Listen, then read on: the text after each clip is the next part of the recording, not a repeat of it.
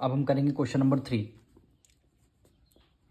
First part, value आपको given है 24x³ minus 36x² y।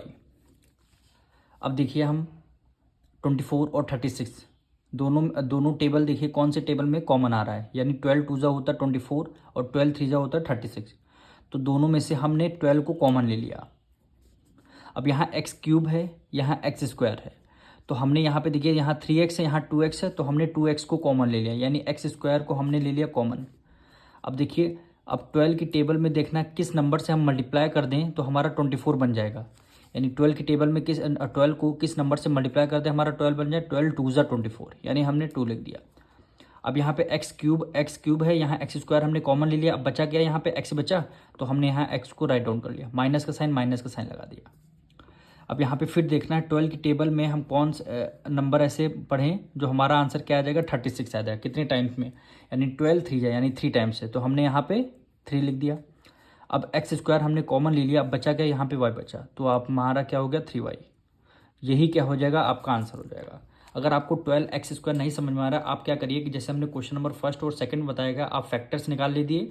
Factors निकालने के बाद आप कॉमन ले लीजिए, तभी आपका आंसर यही आएगा, सेम आएगा। अब क्वेश्चन नंबर सेकंड हम करेंगे, यानी 10x³ minus 15x² minus 10x³ minus 15x²। अब यहाँ 10 है, यहाँ 15 है, दोनों में से क्या कॉमन मिल सकता है हमारा 5। 5 2 जा 10 होता है, 5 3 जा 15 होता है 5 की टेबल में, तो हमने यहाँ 5 कॉमन ले लिया। अब यहाँ x³ है, यहाँ x² है, यहाँ 3x यहाँ 2x है, तो हमने x² को हमने ले लिया कॉमन। अब 5 से हम किस नंबर से हम मल्टीप्लाई कितने टाइम्स हम मल्टीप्लाई कर दें हमारा 10 आ जाएगा, 5 2 जा यानी 2 कर देंगे। अब यहाँ x² हमने कॉमन ले लिया, बचेगा कि यहाँ पे x बचा, तो हमने यहाँ पे x लिख दिया, माइनस से माइनस का साइन लगा दिया। अब 5 की टेबल में हमें देखना है 15 कितने टाइम्स में आता है, 5 3 जा यानी 3 टाइम्स में आता है, तो हमने यहाँ पे 3 लिख दिया। जब आपने x² आप कॉमन ले चुके तो यहाँ पे क्या बचेगा, केवल आपका 3 बचेगा, यही आपका आंसर हो जाएगा। अब इसका लास्ट पार्ट हम करेंगे, वैल्यू क्या गिवन है 36x³ y minus 60x² y³ z। अब दोनों में से आपको बताना है इसमें से कॉमन हम क्या ले सकते हैं, यानी अब देखिए 36 और 60 दोनों के आप फैक्टर्स निकालेंगे।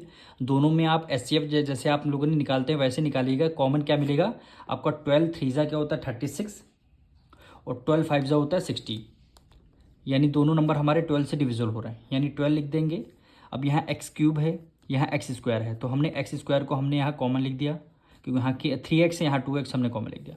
अब यहाँ पे y है, यहाँ y³ है, तो कम ये वाला है y है, तो हमने y को यहाँ हमने कॉमन ले लिया। अब बचेगा, अब 12 की टेबल में हमें देखना है 36 कितने टाइम्स में आता है, 12 3 है यानी 3 टाइम्स में आता है। जब हम x² हमने बाहर लिख लिया तो यहाँ पे एक x बचा, तो हमने x यहाँ पे लिख दिया। y को हमने कॉमन ले लिया तो यहाँ पे y बचा नहीं, अब माइनस का साइन लगा लेंगे। अब 12 की टेबल में हमें देखना है 60 कितने टाइम्स में आता है, 12 5 से यानी 5 टाइम्स में आता है। x² हमने कॉमन ले लिया था, तो यहाँ पे x² बचा नहीं। y³ में से y हमने कॉमन ले लिया, तो यहाँ पे 2y बचे, 2y मतलब क्या है, y का स्क्वायर हो गया। अब z है तो हमने z को एज इट इज़ लिख दिया, यही हमारा आंसर हो जाएगा।